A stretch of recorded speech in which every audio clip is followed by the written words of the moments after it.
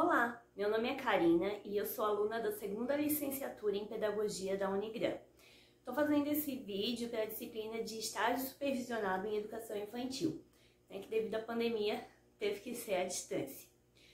O plano de aula eu fiz para a turma de maternal 1, que são alunos de 2 a 3 anos de idade. E o tema da minha aula vai ser grande, médio e pequeno. Então, para trabalhar com esses conceitos e essas relações, eu vou trabalhar com a história da Cachinhos Dourados e os Três Ursos, que eu vou deixar o link do vídeo na descrição, aqui na descrição do vídeo, tá? Então, em primeiro lugar, eu colocaria os alunos no tatame, né? Por isso que eu tô sentada aqui no chão. Então, vou colocar os alunos no tatame pra gente assistir ao vídeo, né? Passado o vídeo, depois a gente faria uma conversa sobre ele, né, com alguns questionamentos, como quais são os personagens da história, né? Então eles vão dizer Cachinhos Dourados, Papai Urso, Mamãe Urso, Bebê Urso, né? A mamãe da Cachinhos Dourados também aparece, o papai da Cachinhos Dourados também aparece, né? E aí, vamos relembrar um pouquinho da história. Então, lá no comecinho da história, Cachinhos Dourados estava conversando com a mamãe. E o que foi que a mamãe pediu, né? Para Cachinhos se comportar e não ir para a floresta. E ela desobedeceu a mamãe.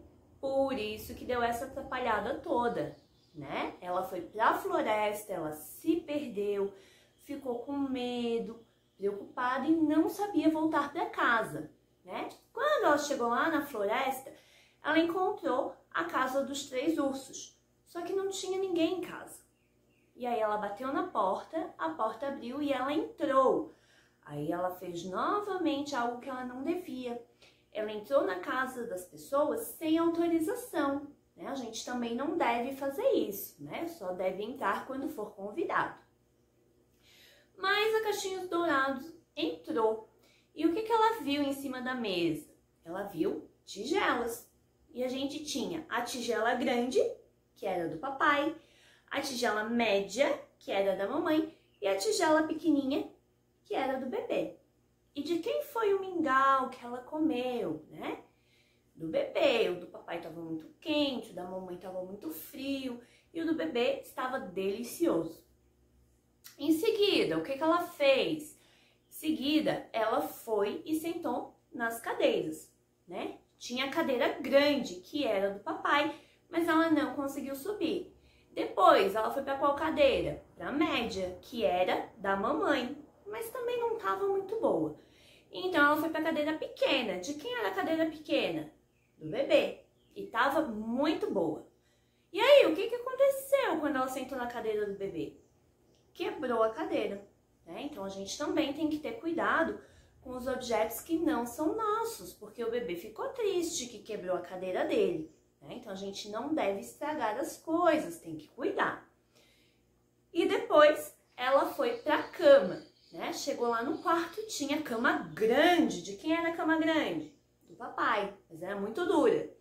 Aí, ela foi para a cama média, que era da mamãe, mas estava muito mole. E aí, ela foi para a cama pequena, que era do bebê e estava muito boa e dormiu. Nisso, chegaram os três ursos. E ficaram bem chateados que a casa estava uma bagunça, né? E até que acharam a Cachinhos Dourados.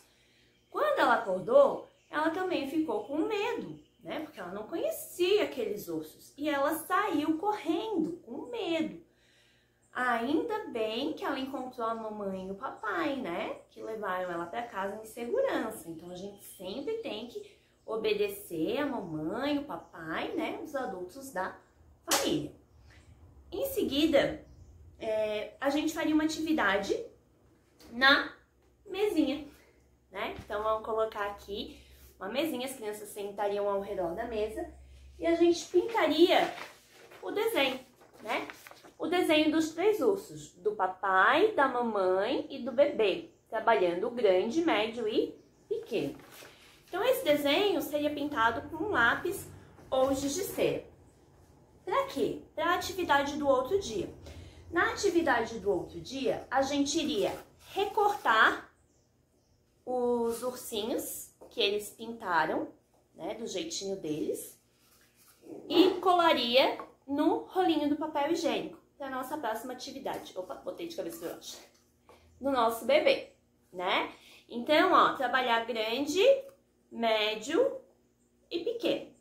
Para isso, a gente usaria algumas figuras, né? Algumas figuras aqui da cadeira, da cama, né? Da tigela, para eles identificarem fazer essa relação do grande, médio e pequeno.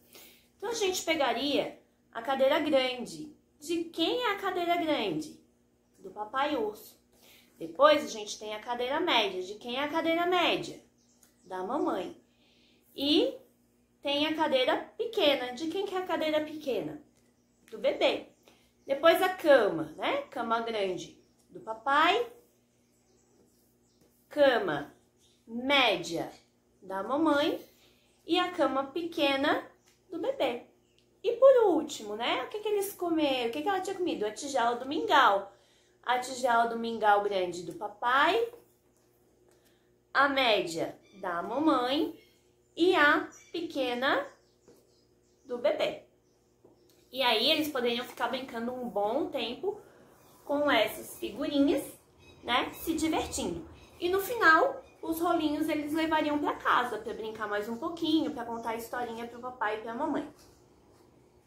No outro dia, a gente voltaria pro tatame, pro chão. E aí a gente brincaria com o quê? Com potes, vários potes, né? Com vários tamanhos. Potes e tampas.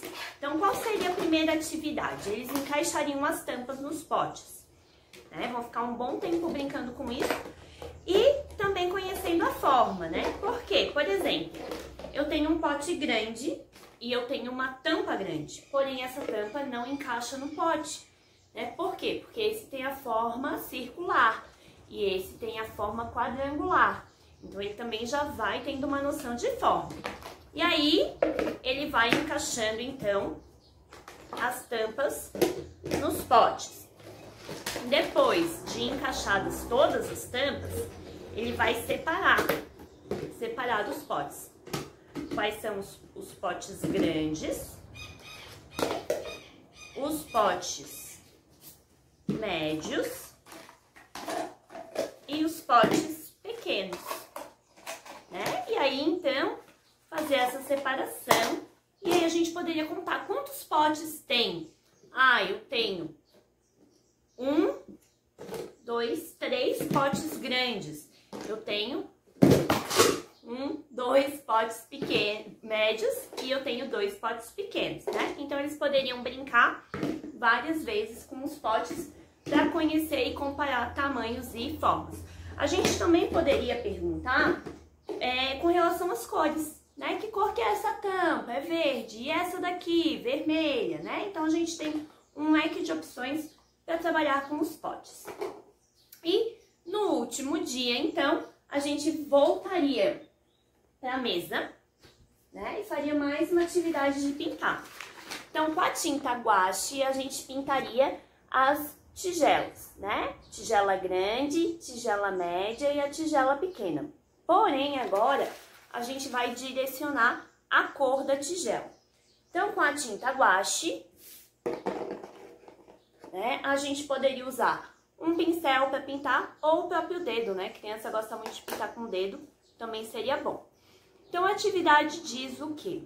Pinte a tigela do papai urso de azul. Então, a criança tem que identificar duas coisas, a tigela do papai e a cor azul. Então, ela vai vir aqui no desenho e ela vai ver que a tigela do papai urso é a grande.